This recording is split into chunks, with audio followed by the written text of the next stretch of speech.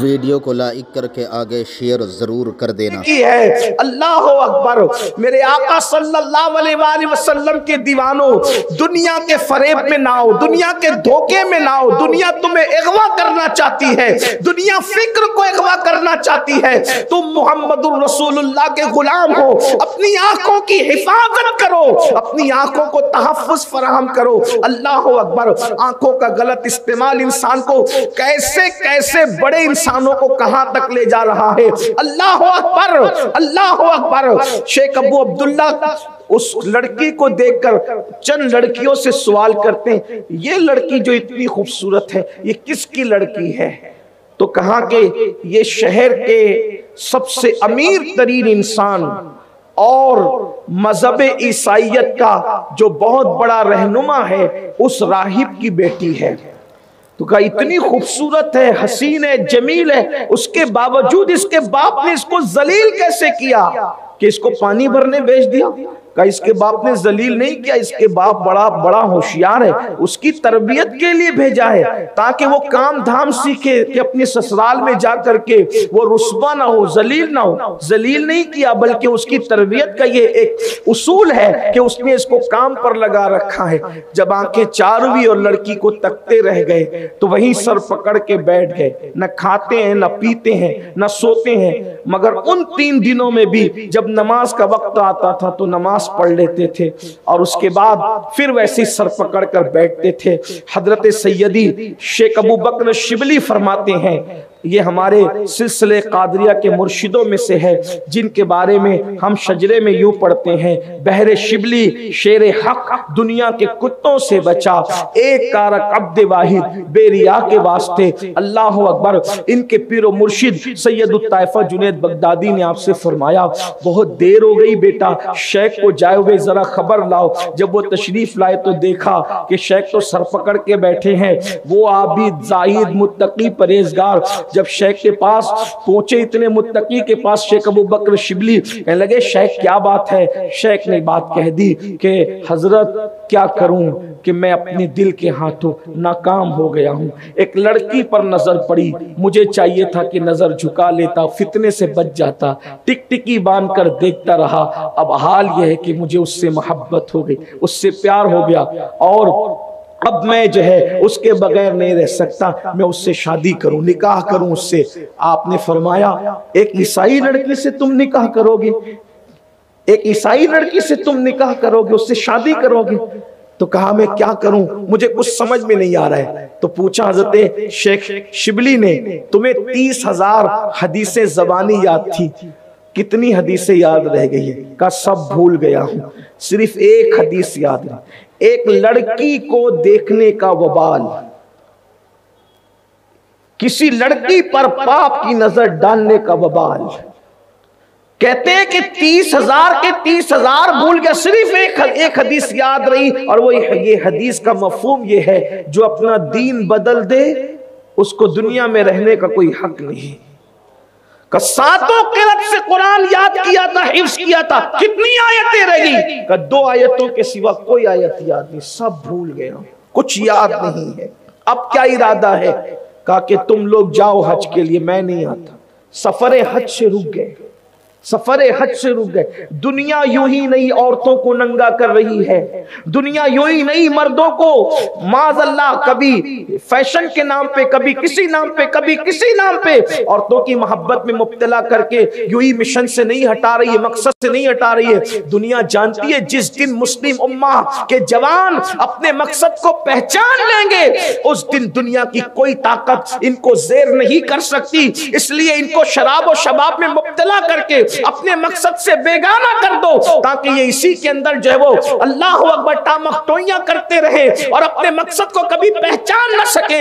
مگر اے مسلم جوان، اپنی ذمہ داری کا احساس کر، اپنے کردار کو پاکیزہ کر، اپنی نگاہوں کو پاکیزہ کر، اپنے دل میں سوز پیدا کر، اپنی نگاہوں میں پاکیزگی پیدا کر، اپنے خیال کی تطہیر کر۔ اللہ اکبر، دیکھ تو صحیح کہ کیسے بڑے بڑے کس طرح گندگی کے اندر اللہ اللہ اکبر ملوث ہوئے صرف نگاہوں کی پاکیزگی نہ ہونے کی بنیاد پر، نگاہوں پہ کنٹرول نہ ہونے کی بنیاد پر، نگاہوں کی حفاظت نہ ہونے کی بنیاد پہ شیخ ابو بکر کو کہتے ہیں آپ لوگ جائیں اور حج کریں۔ اللہ اکبر۔ اور پھر یہ اس راہب کے پاس جا کر کے کہتے ہیں شیخ عبداللہ، تو عرض یہ کر رہا تھا کہ شیخ ابو عبداللہ نے حضرت شیخ ابو بکر شبلی سے کہا کہ جاؤ، میں حج کو اب نہیں آتا، تم لوگ جاؤ۔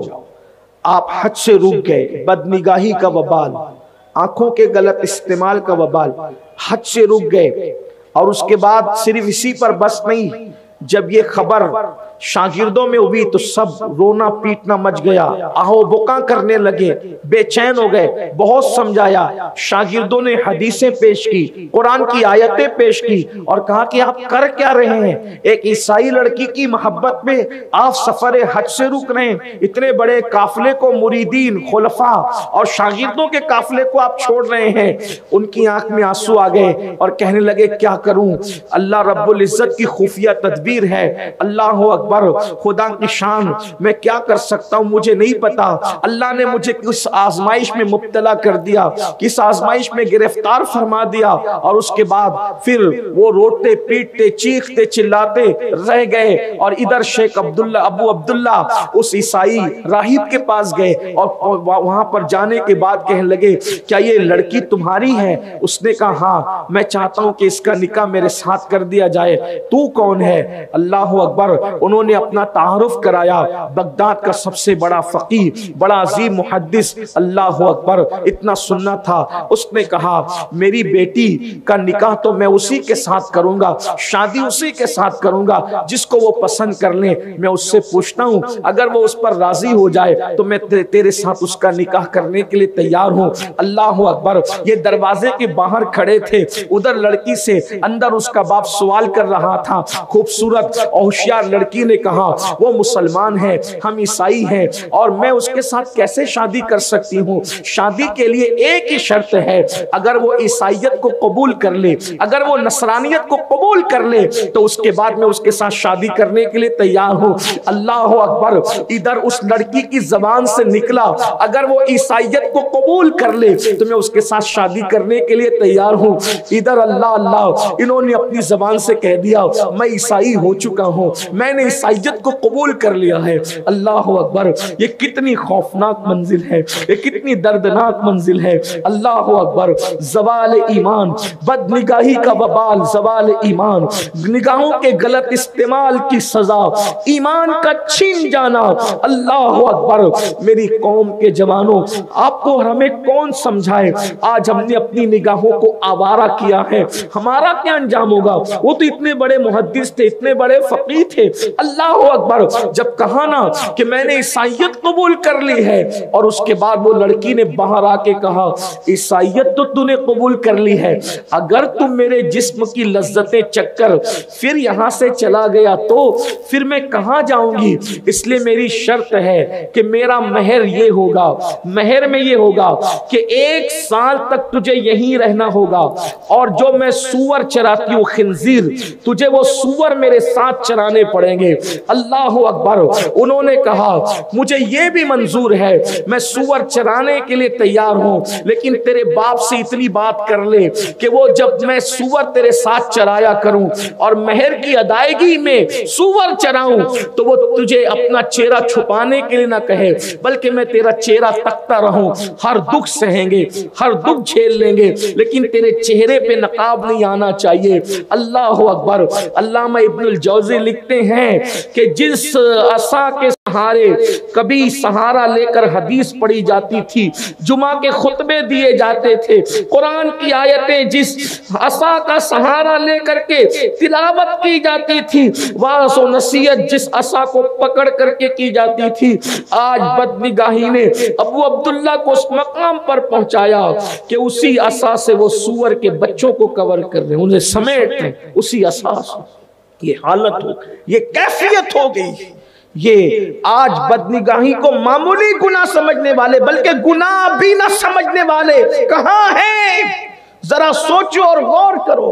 मेरे प्यारे आका सल्लल्लाहु अलैहि वसल्लम के प्यारे दीवानों, फिर क्या हुआ? अल्लाह अकबर।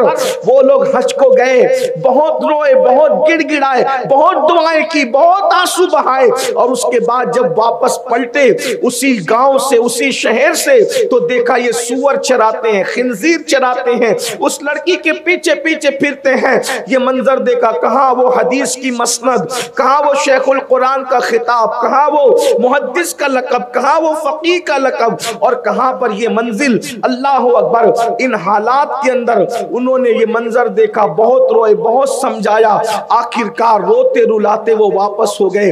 अभी ये सोच रहे थे बगदाद जाएंगे तो क्या मुंह दिखाएंगे, लोगों को क्या बात बताएंगे, लोग कितनी बातें करेंगे। बादशाह को पता चला, बादशाह ने सारे मदरसे बंद करवा दिए, सारी मसनदें उठवा दी कि ऐसा करते अहले इल्म। और अल्लाह अकबर, अल्लाह अकबर, सारी रौनकें रूठ गई, इल्मी रौनकें बगदाद मुअल्ला की सरजमीन से। अब मजीद जाएंगे तो क्या मुंह लेकर जाएंगे, क्या दिखाएंगे। कहते हैं सबके दिल पर गम था, बोझ था, तकलीफ थी। ऐसे में अभी बगदाद मुअल्ला करीब आ रहा था, हमने क्या देखा, कोई पीछे से साया नजर आता है, आवाज देता है रुको रुको, ठहरो ठहरो, रुको रुको, ठहरो ठहरो। हम ठहर गए तो क्या देखा, वो नहर में गुस्ल करके बाहर आता है। और वीडियो अगर अच्छा लगा हो तो लाइक करके आगे शेयर ज़रूर कर देना, और इस वीडियो को सवाब की नीयत से अपने दोस्तों के साथ व्हाट्सएप फेसबुक ग्रुप पर ज़रूर शेयर कर देना, ताकि इसका सिला अल्लाह ताला आपको ज़रूर अता फरमाए। अल्लाह हाफिज़।